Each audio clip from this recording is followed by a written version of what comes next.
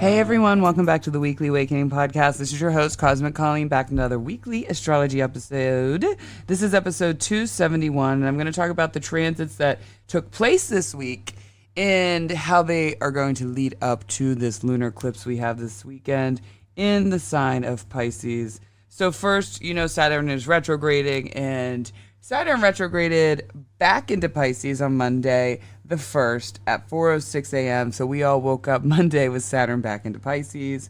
Then on Tuesday the 2nd, we had Mercury ingress into Virgo, where it's at its home, nice and happy at 2:23 a.m. On the 3rd, Mercury will square Uranus at 3:40 a.m. On the 4th, Mars, that was yesterday in Libra, will square Jupiter in Cancer at 10:58 p.m. Saturday the 6th, Uranus will station retrograde in Gemini.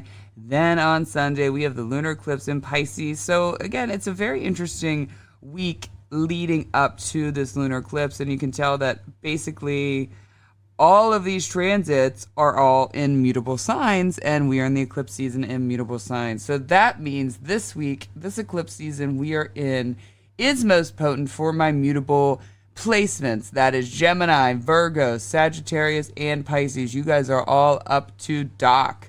So we need to tie in all the above and kind of lead this into this eclipse episode, like I said, because it is all going to be connected. So when I talk about this, I talk a lot about Saturn retrograde is very important and sort of very potent with this lunar eclipse. Why, do you say?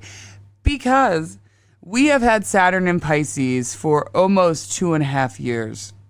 Saturn entered Pisces on March 7th, 2023. It left and ingressed into Aries on my birthday, May 24th, and was only there for a few months, and now it ingressed back in where it'll be until February. So with these eclipses and having that end transit cycle with Saturn makes Saturn and all the things that happen with Saturn very potent with this lunar eclipse. So when is it? Oh yeah, February 13th, 2026. That is when Saturn will ingress back into Aries and will be done with Pisces for another 30 years. Now in 15 years, they'll be in opposition to Pisces. They'll be in Virgo in 15 years. But for now, it is not returning back to Pisces for another 30 years. So take a nice breath there, Pisces. Saturn, like I said, it first entered Pisces the week of March 7th. It was either March 6th or March 7th that day, 2023. And for my mutable placements, what started playing out for you when that happened? So go back to that March of 2023. How has this been playing in your life? This is going to be coming back around for another cycle, another revision, another look at, another understanding. Maybe you got to take another path with that previously. But mutable placements, if you want to know a deeper dive into it, look to where Pisces is in your birth chart. What house does Pisces rule? And then you can kind of connect the dots when you go back there and see what transpired or connected over the last 2.5 years. So for instance, my 7th house is my house of Pisces, and that is the house of marriage, partnership, other relationships that tend to be very close to you. And my favorite is the reflection of another that mirrors your own image, or your own self, because it's bouncing back and forth between the 1st and the 7th. So the self and the other. And with this, with Saturn there, and one of the things Saturn does is bring really big responsibilities, sacrifice. You guys remember, and interesting enough, my mother's coming back to stay with me again, but I had been a 2-year, more than that, but really the last 2.5 years has been a lot of taking on responsibilities of my family members. And that is just to give you examples. So go to where Pisces is in your chart, say, okay, what does this house rule? Every house, all 12 little sections of that birth chart pie, all rule a part of your life. So look to see where that section is and then tie the dots, and you'll sort of get a better understanding of what closure or what cycles this lunar eclipse is going to be happening with or towards or around. And again, you should be able to connect the dots. The lunar eclipse is a full moon on steroids, if you guys do not know. The solar eclipse is a new moon. And with full moons in general, we focus on letting go. But with Saturn returning for one last go around, this is really closing a chapter for mutable placements. Like I'm saying, this is a big chapter of mutable placements are closing.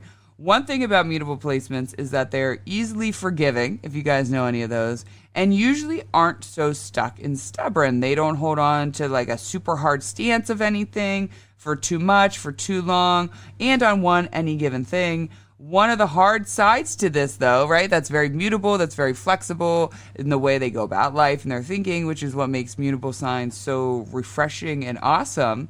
However, the other side to this is that they can find themselves in either toxic relationships, whether that's work, whether that's family, whether that's an actual love relationship, where they're constantly almost melting into the other person or consistently in a state of forgiveness because again, forgiveness tends to come pretty easy to immutable signs compared to more fixed sign placements. So they can get themselves wrapped up. They can take on the energy of the other person that's closer to them, or people can kind of force them into new identities because they can go both ways, mutable placements. They can take on different ideologies and different understandings and different flows of life, where the fixed signs are like, no, this is what I do every day. This is how I get up. This is my routine, and no one's shaking it. Mutable signs like, okay, I'll try this routine for once. Let's see what happens here. So for mutable placements, this is the outgrowing of someone, of something, that you're finally ready to have that last outgrow because you have placed the boundaries within yourself or another, or you did the soulful emotional work that Saturn likes, I like to say. And when you're doing that, this is going to bring you almost one final boundary where you're okay with not becoming that person, place, or thing. Kind of like I said, you outgrew it, and now you're really placing that boundary because you're like, wait, why am I even going back there? I outgrew this. It's almost like black and white. You know when you outgrow something and you look back and it doesn't even in the slightest bit sound appetizing. It's going to be that feeling. So the lunar eclipse is going to bring up attachments, and in an uncomfortable way. Saturn is back around, like I said, for one last go around. I know I said that 10 times, but it sort of is saying to you, right? This is what Saturn, imagine it's speaking to you from the inside out. It's saying, I know you carry my deep wisdom, my deepest wisdom in your being, so I now need you to act on it. I now need you to go. And it's sort of like Saturn's going to rip the carpet under from you, and you're going to have to just vibe and totally push through with that knowing wisdom that has been in you all along. This lunar eclipse is going to, I don't know, it's like a funny feeling. This whole week is, I don't know for you guys, I feel like in general, and again, I'm a big mutable placement. Half of my astrology is all in mutable placements. I feel like this almost tingling. I don't know if that's Uranus and Gemini, but this I don't want to say it's uneasy at all. It just feels this this weird flow in the energetic world around me and within myself of something's changing. Change is on the horizon. And I know that we are in this lunar eclipse phase, and that's really brings a lot of energy. But because I think the mutable signs are often so changing, that what I'm trying to say is that feeling that we're understanding mutable signs is that we know that the change is ahead of us, and maybe it's because we're constantly changing, so we know what that feels like. Now, here's what I'm loving about this lunar eclipse. I think here are the good things about this lunar eclipse that is going to be happening. One of the big things is there is a big healing component with this. So like I said, whatever attachments you have to let go of, whatever emotions you have to get a deeper understanding, whatever uncomfortable energy you have to push through, almost is going to bring an immediate healing response. And that is because we have Jupiter, the planet that brings us that soulful healing, in its best sign, in the sign of Cancer, and it's going to be trining this lunar eclipse. So that's number one. So it's definitely not going to be as scary as I feel like sometimes a lunar eclipse in Pisces could be. So I lost myself here. Oh, okay. The eclipse, like I said, so we're going to go back first 6 months ago when we had the first lunar eclipse in Virgo. And then again, this is something you guys can use to tie the tie the closing knots or put the pieces together with the eclipse season. So we had the eclipse back in March, and it was when the sun was in Pisces and the moon was in Virgo. And now this is the opposition. The full moon is in Virgo. The sun is in Virgo. The moon is in Pisces. So now we're 6 months around. We're in the middle of this eclipse season. We're just really beginning it again. So the domino effect started 6 months ago, whether we realized it or not. That's what's always interesting. Sometimes these first eclipses, like the one that happened 6 months ago, is so insignificant until the end of the eclipse season is over, 18 months, 2 years later. Then you're like, oh my God, I can't believe I met that person in 1 second and now he's played such an important role in my life. That's what it means. It's sort of like you go back and you're like, that was like an interesting thing that I never would have thought it would have connected all of this together. It's these tiny little drops, especially those first few that happen. It's kind of like those domino effects. So you might have met someone back in March or did something, and you're going to see it more play out this fall. And another jump back, a year ago in September on the 17th, we had a partial lunar eclipse in Pisces. So that was really, really the kickoff. But it was sort of small. It was a Pisces lunar, it was a partial, so it wasn't a full lunar eclipse in Pisces. And that was actually conjunct Saturn retrograde in Pisces. So it was actually totally conjunct Saturn retrograde in Pisces.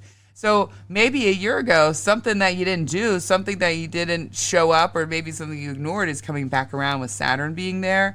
And now you're going to be able to take more of the responsible or heartfelt or that wisdom knowing path, you could say. Here are some other things that are going on with this eclipse that I'm also loving that make this eclipse less scary.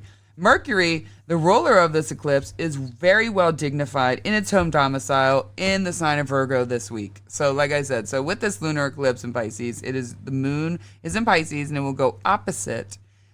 It will go opposite the sun in Virgo as well as Mercury in Virgo. There's a square to Uranus, there's a trine to Saturn in Pisces. So that's what I'm saying, mutable signs. You're getting it from every single angle. So there are a lot of happy endings here. I will say that with this eclipse season, but endings nonetheless. So they're still endings. So what does that mean? It can be painful because attachment is painful. And in order to experience an ending, we had to be attached to something to begin with. So it is happy endings, like I said, but endings nonetheless. That come because that knowing, that deep knowing within us is too loud. It can't hold back anymore. We will be forced to listen to that inner voice, forced to go with the plan that allows us to reach our highest good or greatest potential. Pisces eclipses, where the sun is in Virgo, are a lot around getting our shit together, no longer being in denial about the truth that is in front of us or you. Virgo is like, okay, let's handle and face all the shit that's in front of us and keep it moving. Pisces is like, what's happening? I have no idea. I'm going to pretend like nothing's happening and I'm not changing anything until I'm forced to step out of my denial. And here's the thing with Pisces that are funny like that is it's just like, it's almost like ADD without the hyper part. It's sort of like, okay, I'm going to ignore it. And then you're forced to not ignore it anymore. But then you're actually fine with it. Once that's the thing, Pisces gets a lot of scared of like confronting emotions. But then once they do, they're like, oh, okay, this is great. I guess I'll admit it. I guess I'll get over it and move on. The general feeling, and I want to say I actually have individual horoscopes for my mutable rising signs or other placements. You can relate to that too. But for my mutables, the general feeling ready to disconnect, but it feels content to do so. It doesn't feel like bumming, just hum drum around. It's the right amount of disconnecting that you needed. Forced realizations of the truth. Family healing, especially families that have been separated for a long time. It may be something shocking that brings everyone together. Being snapped back into reality and understanding uncomfortable emotions that have kept you in denial. Getting your mental health together, having a deep understanding into otherworldly energies, or really harnessing that deeper connection, intuition, will be on point and it will be correct. So anything that comes up in your intuition, anything that comes up in your knowing is going to be correct this weekend. I'll tell you that. You definitely will be correct. Your knowing is on point, especially having Mercury there.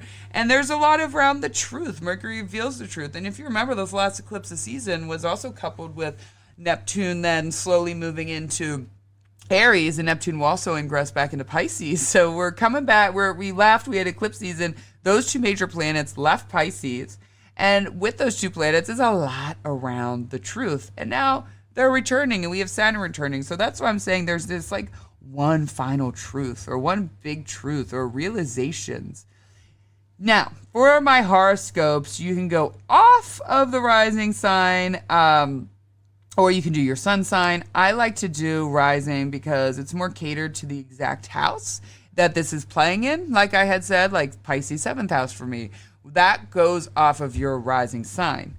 So I feel like you get a little more exact information about what exactly around this is happening. But the sun sign also can have a very similar horoscope as well, because your sun placement is there.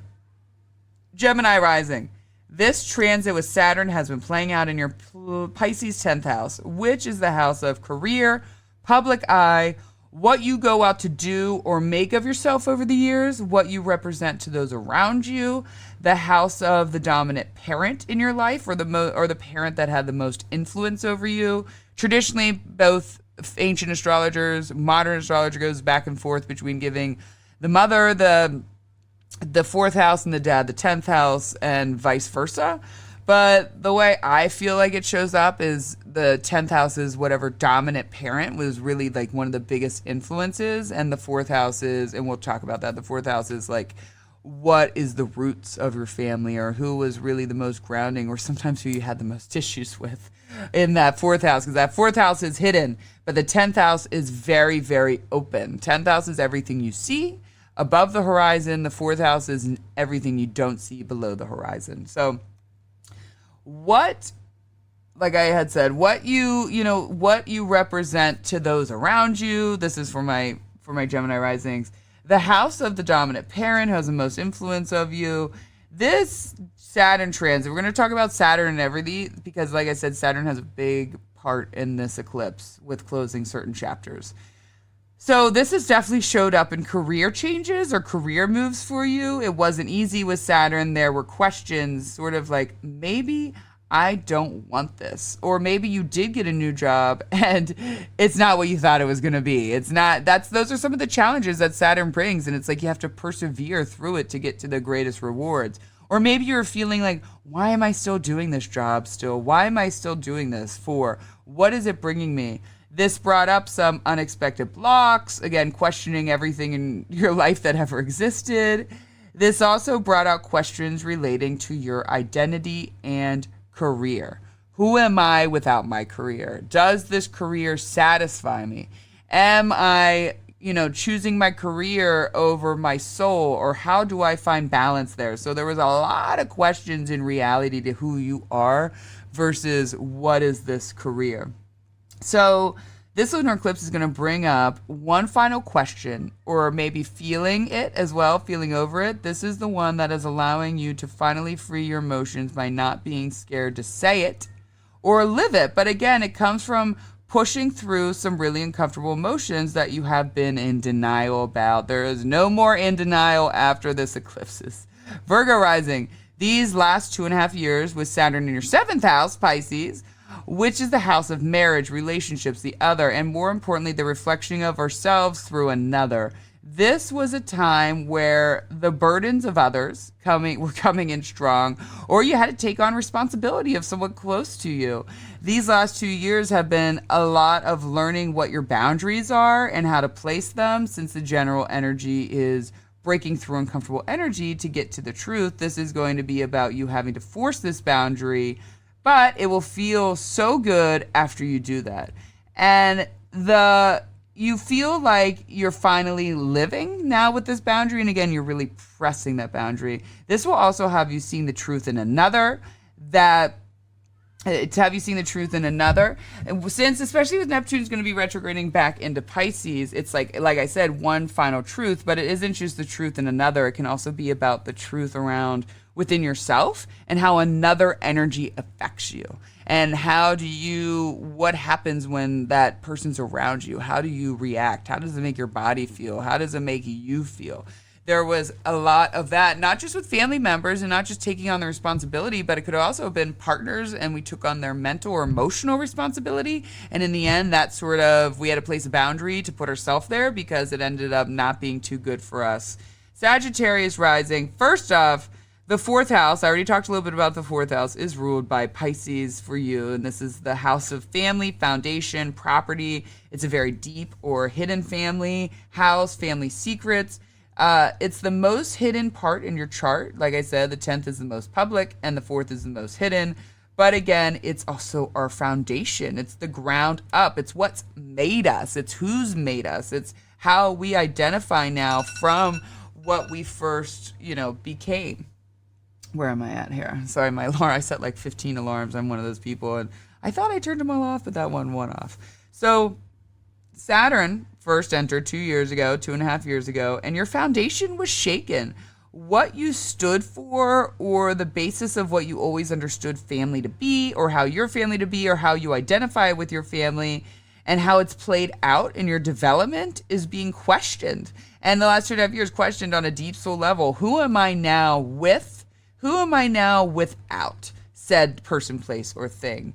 Who am I separate from my family?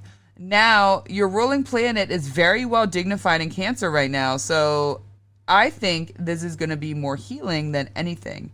Merging who you are now and a deep healing and understanding about who you once were, and kind of bringing together those fractured parts, especially the painful parts of who was I then, or even some of the sad things that happen in family, or you look at different torments or traumas. This is about healing. In fact, both of my placements, all four of you guys, your main planets are well dignified. We got Mercury in Virgo. We have Jupiter in Cancer, so things are good. Pisces rising. This is happening in your first house of self, body, who you are, and the parts of yourself that only you know who you are. Saturn in the first brought some unwanted health issues, or maybe just stalls in getting your general health together. Maybe you didn't have the drive, or were just feeling lost and didn't want to be found. Very Pisces. Kind of like Virgo, this is just seeing the truth within yourself, more versus the other. Both go back to back because both is happening between the first and the seventh house for you guys. Maybe you didn't have the drive. You were just feeling lost and didn't want to be found. Like, I had already read that part. The energy for Pisces rising was a lot about learning to trust your body again, listening to your body. Maybe you had doctors tell you, no, that's not true, but you had to persevere with that intuition. Like, yeah, it is true. I know what's happening in my body.